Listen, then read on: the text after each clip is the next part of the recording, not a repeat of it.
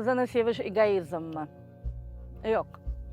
Agarda biz har bir narsani bu egoizmmi deydigan bo'lsak, unda biz ego so'zi nima ekanligini tushunmayapmiz.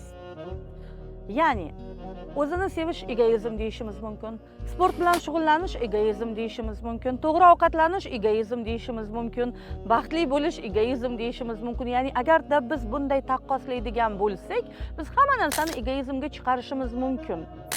Chunki egoizm nimaligini bilmaymiz-ku, to'g'rimi? Ego bu men, mening ichki menim. Bu ego. Endi e'tibor qarating. O'zini sevgan inson sizning fikringizcha bu kim? O'ziga yaxshi narsalarni ravo ko'rgan insonmi? Masalan, o'zini sevish bilan men misol qilib aytaman. Hali bir tonna tilla taqib yurib, manaman deb o'zini ko'rsatib yurish agar o'zini sevishga kirayotgan bo'lsa, unda bu o'zini sevish emas, bu maqtanchoqlik, bu umuman boshqa narsa. O'zini sevish so'zi o'zini hurmat qilish. Mana bu bo'ladi o'zini sevish. O'zini hurmat qilgan odam o'ziga gard yuqtirmaydi. O'ziga nisbatan yomon narsalar bo'lishiga ruxsat bermaydi. Shunday ekan, o'zini sevish qanday etib ego bo'ladi?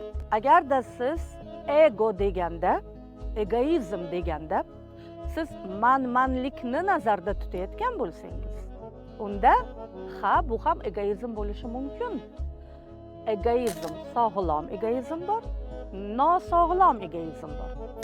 Sog'lom egoizm, men shunaqaman, men buni qabul qilaman, men buni bilaman va men boshqalarni ham boricha qabul qilaman. Bu sog'lom egoizm.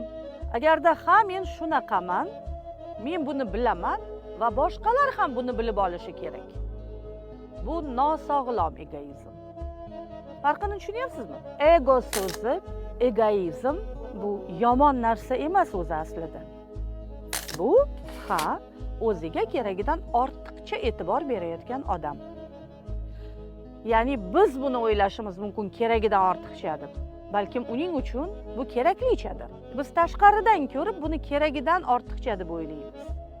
Balkim uning uchun kerakdir 5 tonna tilla taqib olish. Uning uchun bu kerakdir. Agarda inson o'zini sevish egoizm deb o'ylaydigan bo'lsa, unda bu inson o'zini sevish so'zining ma'nosini tushunmaydi yoki egoizm nima ekanligini anglamaydi.